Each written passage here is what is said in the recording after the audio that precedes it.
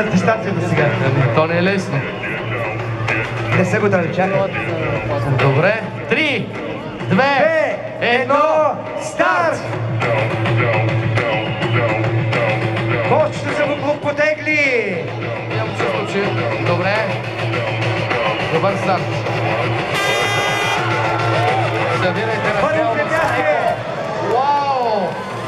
Да кажем едно типично българско вау! Летящия ресайкъл бин. Също типично българско.